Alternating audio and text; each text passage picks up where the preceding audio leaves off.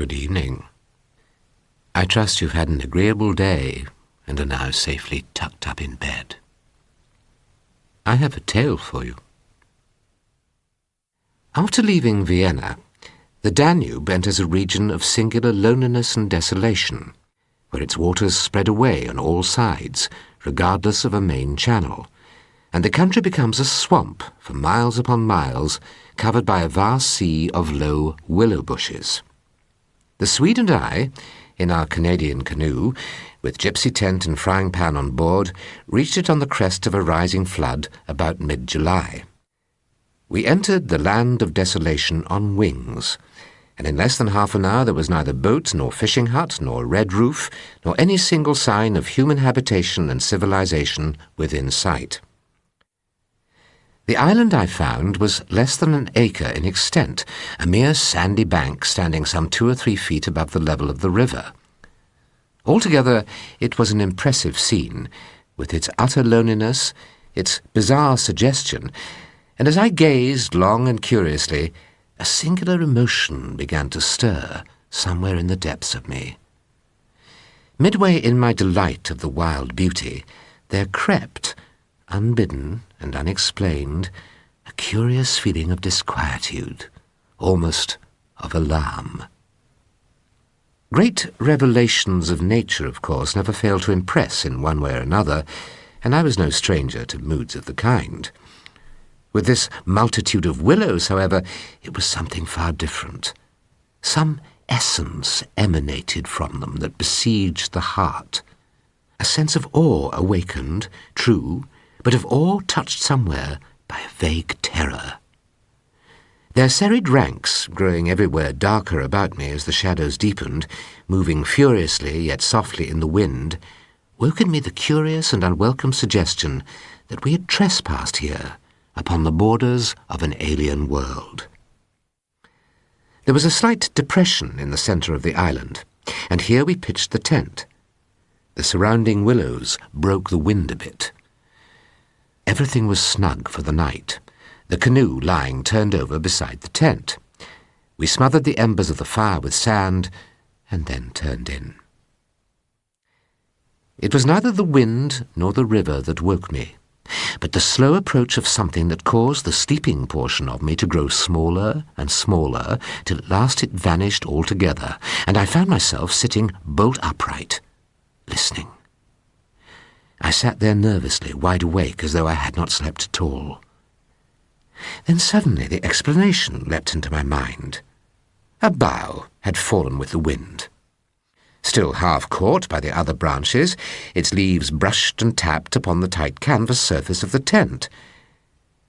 But when I got out and stood upright, I saw that the tent was free. There was no hanging bough. There was no rain or spray. Nothing approached. A dreadful discovery leapt out at me. For a change, I thought, had somehow come about in the arrangement of the landscape.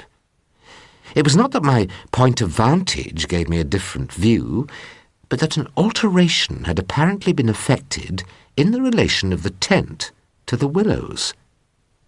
Surely the bushes now crowded much closer, unnecessarily, unpleasantly close. They had moved nearer. I crawled stealthily into my blankets. My companion, to all appearances, still slept soundly, and I was glad that this was so. Provided my experiences were not corroborated, I could find strength somehow to deny them, perhaps. The sun was high in the heavens when my companion woke me from a heavy sleep and announced that the porridge was cooked and there was just time to bathe. The grateful smell of frizzling bacon entered the tent door. "River still rising?" he said. "We shall be fortunate if we get away without further disaster." "Further disaster? Why? What's happened?"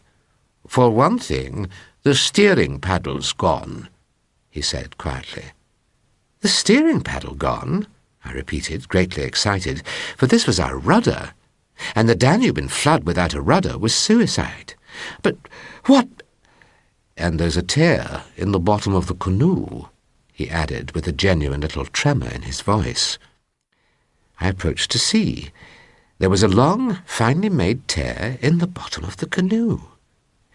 I made a hurried examination of the tent and its surroundings. There were deep hollows formed in the sand, I now noticed for the first time, basin-shaped, and of various depths and sizes, varying from that of a teacup to a large bowl. I'd once set the pitch melting, and presently the Swede joined me at the work, though the canoe could not be safe for travelling till the following day. I drew his attention casually to the hollows in the sand. "Yes," he said, "I know. They're all over the island, but you can explain them, no doubt." "Wind, of course," I answered without hesitation. We worked on in silence for a bit. That afternoon, while the canoe dried and hardened, we spent trying to fish, testing the leak, collecting wood. From 5 o'clock onwards, I busied myself with the stew pot and preparations for dinner, it being my turn to cook that night. The pot had just begun to bubble when I heard his voice calling to me from the bank. I ran up. "Come and listen," he said. A sound began to reach my ears, faintly, a peculiar sound. It seemed to come across to us in the darkness from the waste of swamps and willows opposite.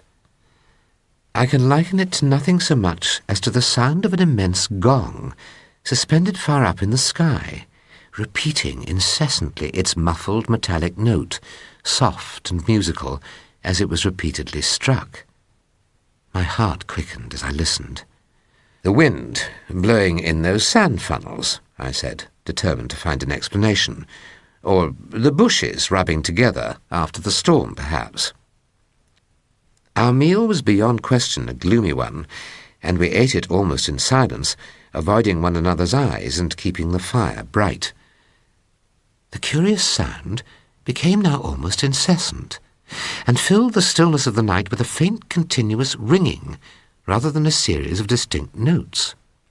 We sat smoking in comparative silence, the strain growing every minute greater. "There are things about us, I'm sure, that make for disorder, disintegration, destruction, our destruction," the Swede said once while the fire blazed between us. "We've strayed out of a safe line somewhere. There are forces close here that could kill a herd of elephants in a second, as easily as you or I could squash a fly. Our only chance is to keep perfectly still. Our insignificance may perhaps save us. I think they feel us, but cannot actually see us. We must keep our minds quiet. It's our minds they feel. We must control our thoughts, or it's all up with us. We must keep them out of our minds at all costs, if possible. Above all, don't think, for what you think happens." "We'll make one more blaze," I said firmly, "and then turn in for the night. At sunrise we'll be off full speed. Now, pull yourself together a bit and remember your own advice about not thinking fear." We were grubbing away in the middle of a thickish clump of willows where some driftwood from a former flood had caught high among the branches, when my body was seized in a grip that made me half drop upon the sand. It was the Swede. He'd fallen against me and was clutching me for support. I heard his breath coming and going in short gasps. "Look, by my soul," he whispered. And for the first time in my experience, I knew what it was to hear tears of terror in a human voice. He was pointing to the fire some 50 feet away. There, in front of the dim glow, something was moving.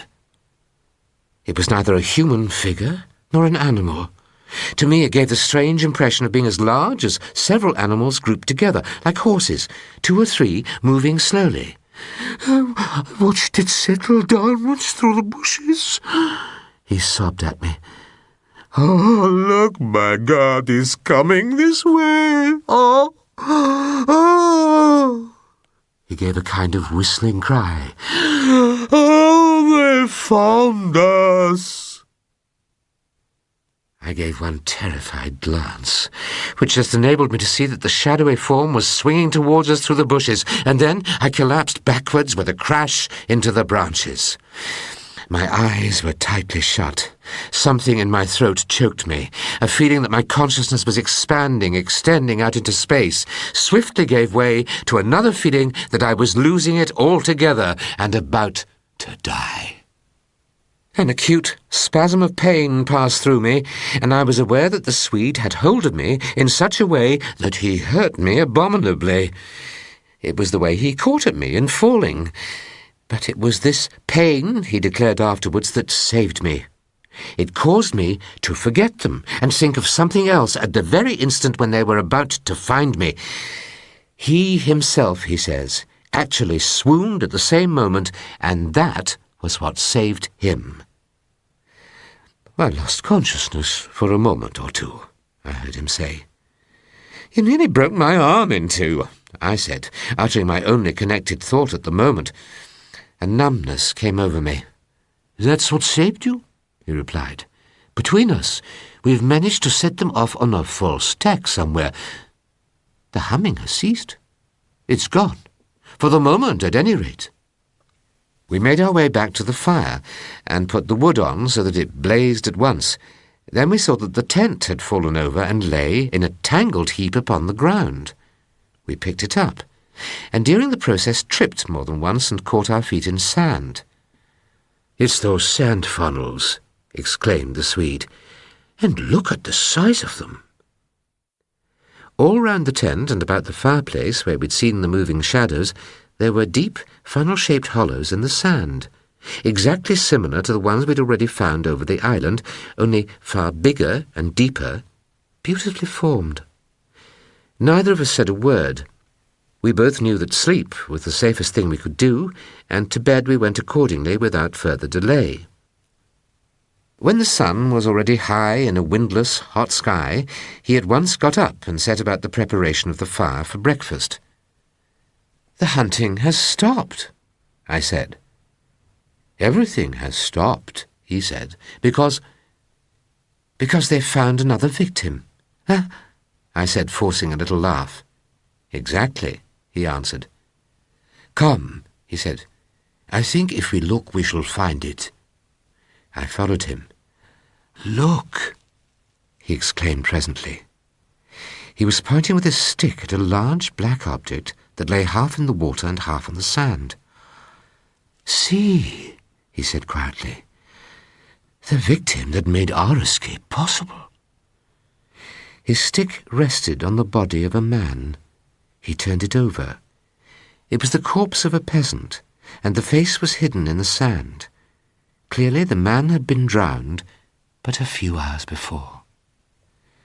We must give it a decent burial, you know. I suppose so, I replied. The Swede started to turn it, then abruptly dropped upon his knees on the sand and covered his eyes with his hands. I saw what he had seen, how the skin and flesh were indented with small hollows, beautifully formed, and exactly similar in shape and kind to the sand funnels that we'd found all over the island. When I turned my eyes again from his ghastly face to the river, the current had done its work, and the body had been swept away into midstream and was already beyond our reach. We shall meet again tomorrow night. Sleep well.